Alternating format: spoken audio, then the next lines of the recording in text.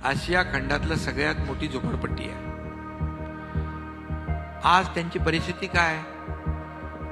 चिखलामध्ये राहत आहेत, गटार वाहत आहेत, आज बाजूला सार्वजनिक शौचालय आहेत, दुर्गंधी आहे। का त्यांनी आयुष्यभर तसंच राहावं? का त्यांचा विकास होऊ नये?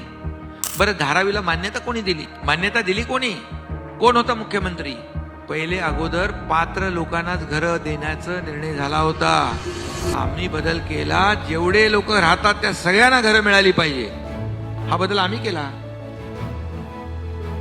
आणि जी जमीन देत आहेत ती अदानीना नाही, ती DRP ला देत आहे, धारावी रिडेव्हलपमेंट प्रोजेक्ट।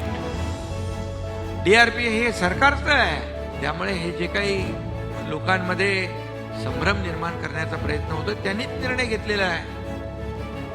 ते आता काय काय TDRचा, आता TDR ला देखील म्हणाले TDR त्यांच्याकडून विकत घेतला पाहिजे, त्याला कॅपिंग कोणी केलं? आम्ही, आमच्या सरकारने केलं। कितीतरी बदल जे आहेत मुंबईकरांच्या हिताचे आम्ही केले।